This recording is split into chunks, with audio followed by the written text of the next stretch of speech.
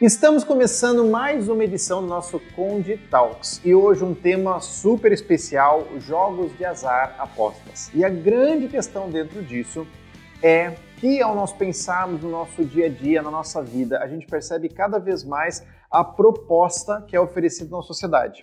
A gente vê, por exemplo, esses bets, né? Tanto pelo esporte quanto joguinhos inofensivos de aplicativo que de repente começaram a pagar. E tem vídeos sobre esse aplicativo tá pagando, aquele aplicativo tá pagando, a gente tem a Mega da Virada, a gente tem, sempre teve a Telecena, algumas coisas mais antigas, mas hoje a gente tem outras e de certa forma nós podemos ver tudo isso como um grande cassino, mas a pergunta é o que a Bíblia tem a falar sobre isso. E para esse assunto eu convidei um amigo meu muito especial, o Tim, está aqui conosco hoje para a gente poder trocar uma ideia sobre esse assunto e principalmente o que a Bíblia fala sobre isso. Então, Tim, tudo contigo, o que tu acha sobre esse assunto?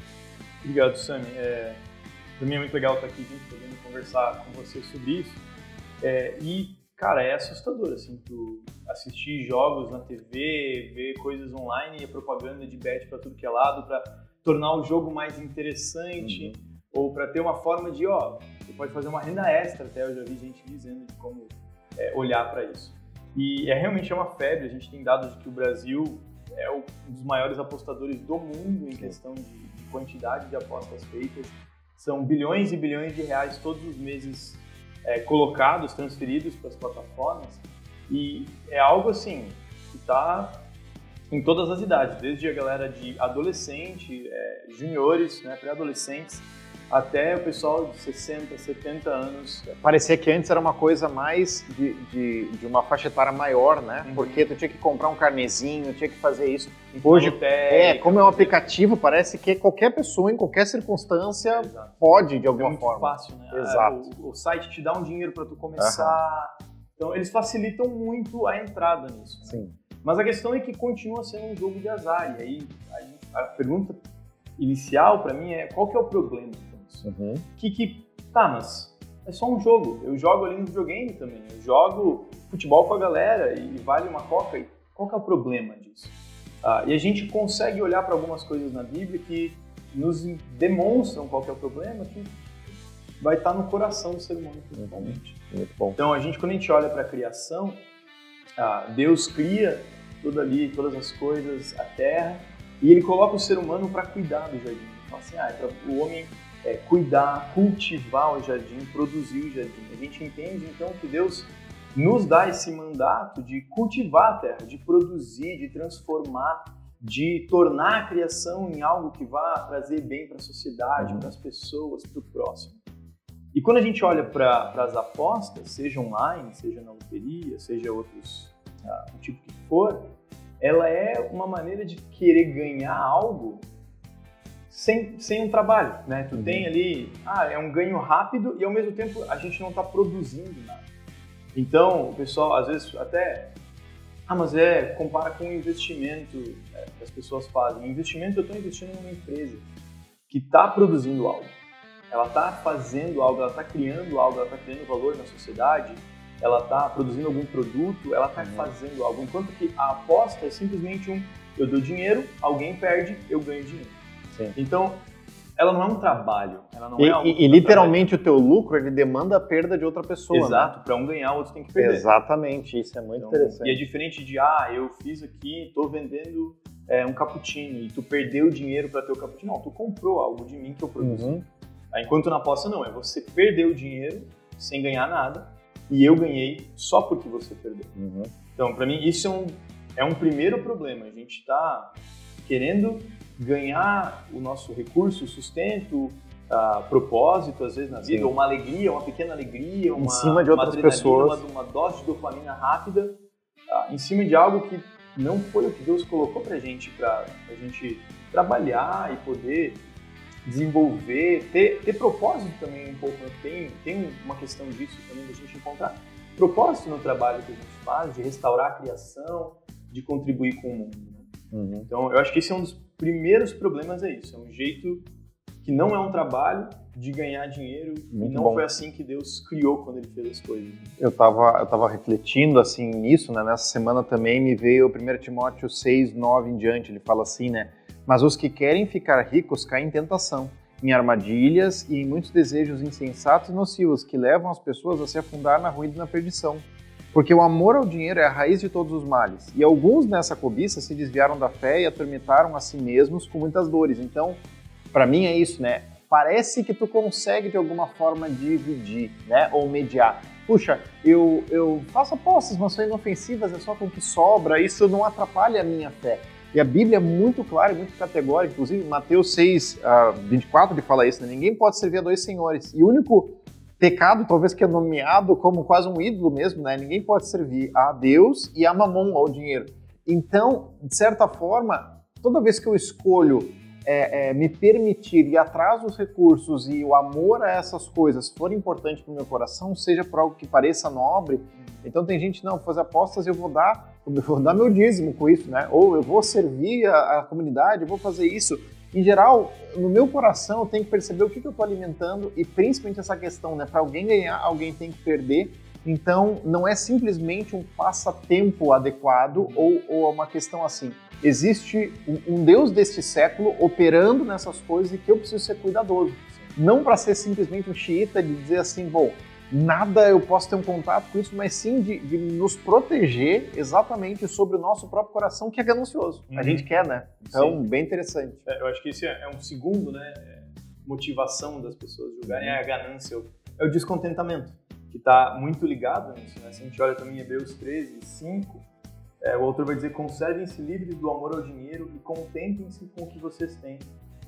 E aí ele não deixa nisso, ele fala, não, mas por quê? Não é só porque Deus mesmo disse, nunca o deixarei, nunca o abandonarei. Então, quando eu amo o dinheiro e eu não estou contente com o que eu tenho, o que eu estou dizendo, na verdade, é Deus me deixa, Deus não está cuidando. Deus não está falando a verdade quando ele diz, nunca o deixarei, nunca o abandonarei, eu estou cuidando de ti. Não, eu tenho que... Não, se eu tivesse dinheiro, a minha vida teria tudo.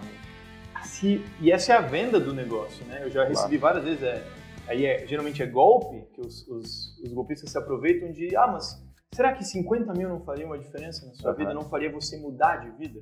E isso é um pouco do anzol ali, da isca, né, que tem nessas apostas, que é, se eu só tivesse... E aí, geralmente, qualquer coisa que a gente coloca, preenche nessa linha depois, vai indicar um pouquinho, é uma luz de alerta sobre talvez algum ídolo do nosso coração, algum amor desregrado do nosso coração. Vai falar, cara, se eu só tivesse tanto a mais de dinheiro, aí sim a minha vida estaria boa, aí sim a minha vida seria melhor, aí sim meus problemas estariam resolvidos. Então, isso é um problema porque é buscar no dinheiro e nas apostas como meio, algo que a gente encontra em Jesus, que a gente já recebeu em Jesus, que é o cuidado, que é Deus, poxa, Deus está cuidando de mim, Ele nunca me abandona, Ele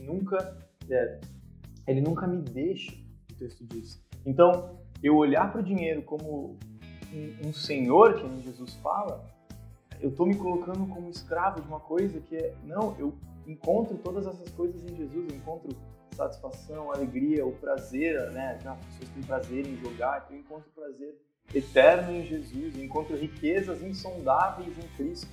Então, a gente buscar no dinheiro e daí nas apostas esse dinheiro fácil, isso é a gente buscar em algo material, em algo passageiro, em algo que é mentiroso, que promete que vai dar e não dá, mesmo que você ganhe.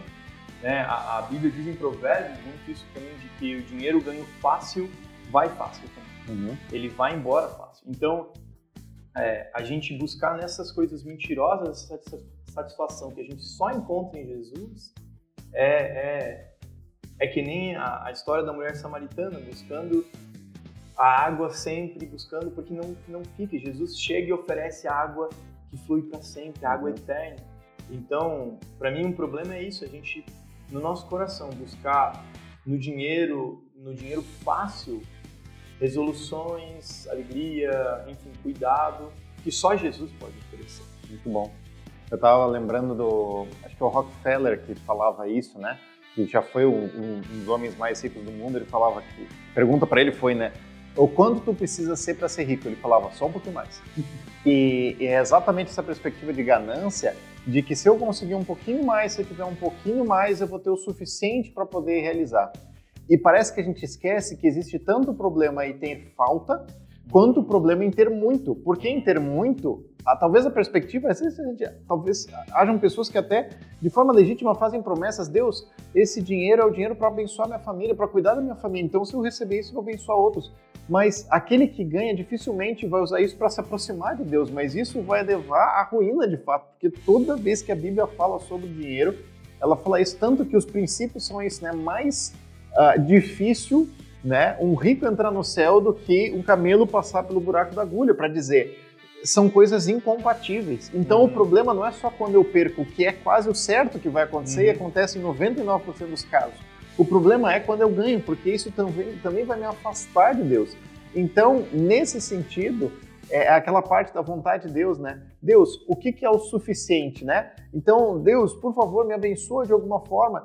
E a forma da resposta à vontade de Deus é revelada na palavra dele, dizendo, evite qualquer uma das coisas que te coloque ou tenha o anseio de estar no controle da situação e me tire da situação. Deus quer que a gente confie a nossa vida a ele. Exato. Então esse aspecto é muito importante, né? Sim. Muito bom. Sim. Não, e a gente junto, você estava falando, eu lembrei de Provérbios 28 e 19, que ele diz, né, quem lavra a sua terra terá comida com fartura, mas quem persegue fantasias se fartará de miséria.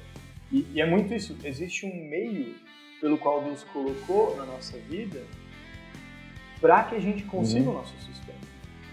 E, poxa, mas eu tô passando por muita dificuldade no meu emprego, não está sendo suficiente. Ok, e Deus colocou, além do emprego, Deus também nos colocou como cristãos na igreja. Para, primeiro, pedir conselhos de, cara, eu não estou conseguindo fazer o dinheiro render, me ajudem. Buscar ajuda na igreja de, cara, como que eu posso gerenciar melhor minhas finanças? Dentro da igreja também, outros meios de pedir ajuda mesmo. Cara, eu não estou conseguindo pagar as contas, eu tive problemas, coisas aconteceram, eu não estou tendo dinheiro. E a igreja tem um ministério, é um meio de Deus também para cuidar dos pobres e dos necessitados. Exatamente. Mas o meio que Deus não colocou é a sorte e a loteria. Esse não é um meio... Não tem esse ministério, né? Não Você é um nunca ministério. vai encontrar na igreja esse ministério. Ministério do loteria. É assim que a gente vai fazer as coisas. Então, Deus deu meios para suprir essas necessidades, como a gente falou. Tem um ditado em Provérbios, também 30, versículo 7 em diante, se não me engano é de Lemuel ali, mas ele fala assim, né, versículo 7, 2 coisas peço que me des antes que eu morra. Mantém longe de mim a falsidade e a mentira, não me des nem pobreza nem riqueza, dá-me apenas o alimento necessário. Senão eu tendo demais, eu te negaria e te deixaria. E diria, quem é o Senhor? Se eu ficasse pobre, poderia vir a roubar, desonrando assim o nome do meu Deus. Então, quem diz o suficiente não sou eu, é Deus. E quando Ele me dá o suficiente, eu entendo que eu tenho o que eu preciso para o meu dia, e eu não vou ter a mais e nem a menos. Então, isso certamente é importante para a gente poder avaliar a nossa vida. Eu estava lembrando até uma coisa, Tim, sobre, por exemplo, a perspectiva a estatística que tem da utilização do Bolsa Família para apostas, né? Então, de certa forma, a gente tem uma cultura brasileira voltada exatamente para a busca do ganho fácil e uma necessidade, assim, mediante necessidades verdadeiras, né? Assim, a pessoa precisa sair daquela condição e tudo mais. Talvez, eu não sei se tu tem as estatísticas aí, mas eu sei que isso é algo presente ao nosso redor e é o perigo até para que a gente entre na igreja mesmo, né, com as estatísticas também, né? Sim. É um estudo do Banco Central que mais de 5 milhões de beneficiários do Bolsa Família fizeram apostas em agosto de 2024 e dos 14 bilhões de reais distribuídos pelo Bolsa Família, 3 bilhões foram por as vezes. É muita coisa. Então, é muita coisa e assim, não é questão de, a pessoa do Bolsa Família não pode fazer o que... Cara, esse não é o ponto, mas assim, a gente entende que são pessoas necessitadas, que têm necessidade, que precisam de dinheiro para poder comprar o gás, a comida, pagar as contas, e uma boa parte desse dinheiro as pessoas estão presas nesse vício, presas ou nessa falsa promessa de que, tu vai conseguir fazer o teu dinheiro render mais. É pouco, mas vai fazer render mais apostando, né?